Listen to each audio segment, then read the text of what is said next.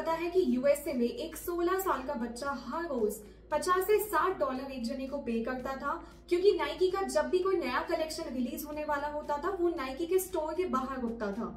अब कुछ लोग इसे अमीरी का शौक बोलेंगे, लेकिन एक्चुअली में इस बच्चे का काफी बड़ा गोल था।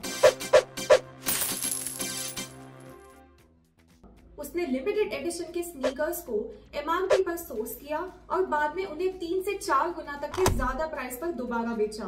सिर्फ कुछ महीनों में उसने $10,000 से भी ज्यादा का प्रॉफिट कमाया।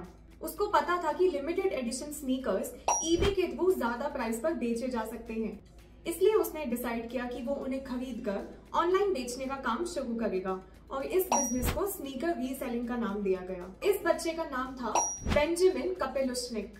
अब बात करते हैं कि स्नीकर रीसेलिंग बिजनेस के प्रॉफिट मार्जिन्स क्या होते हैं। स्नीकर रीसेलिंग में 2 फैक्टर्स मेन होते हैं, first price fluctuations and second profit margins. जब भी एक लिमिटेड एडिशन स्नीकर लॉन्च होता है तो उसका इनिशियल प्राइस काफी ज्यादा कम होता है as compare to what market is willing to pay. तो इस टाइम पे स्नीकर रीसेलर्स काफी ज्यादा एक्टिव हो जाते हैं और ज्यादा से ज्यादा पेयर्स खरीदकर उनको ऑनलाइन बेचते हैं, और ये सब सप्लाई डिमांड का खेल होता है। और कभी कभी ऐसा भी होता है कि कभी कोई सेलिब्रिटी अगर एक स्नीकर का पैर पहने हुए दिख जाए तो उस स्नीकर के पैर का काफी ज्यादा प्राइस सडनली बढ़ जाता है।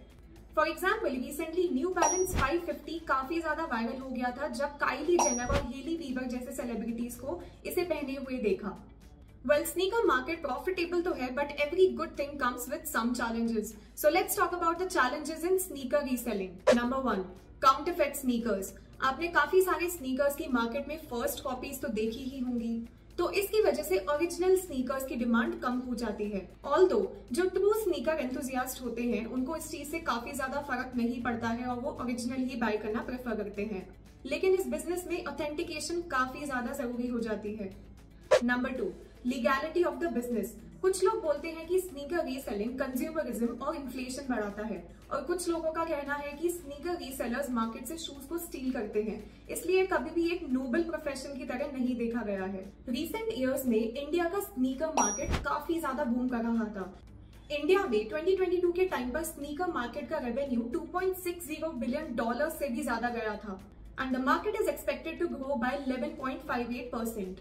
और स्नीकर मार्केट में majority of money generation retail से नहीं, इनफैक्ट स्नीकर रीसेलिंग से आता है। ये just sneaker marketplaces in India जैसे कि वेज, नॉन वेज और सुपर किड्स। और स्नीकर का कल्चर इंडियन एंटरटेनमेंट इंडस्ट्री में सेलिब्रिटीज के थ्रू भी काफी ज्यादा देखा गया है। अब बात करते हैं कि अगर आपको स्नीकर का बिजनेस इंडिया में स्टार्ट करना है तो आप कौन से स्टेप्स को फॉलो कर सकते हैं। स्नीकर रीसेलिंग में घुसने से पहले ये जानना बहुत जरूरी है कि ऐसे कौन से फैक्टर्स हैं जो शू की रीसेल वैल्यू को बढ़ाते हैं। ऐसे 2 की एलिमेंट्स हैं, हाइप और रेयरिटी। तो आप जो शू को रीसेल करना चाहते हैं तो ये इंश्योर करें कि उनमें ये 2 क्वालिटीज जरूर हो। Number 2, getting your hands on the goods.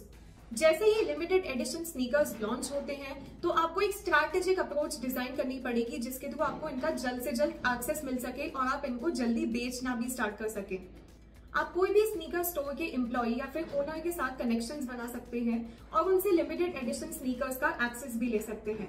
Always remember that networking plays a huge role in this business.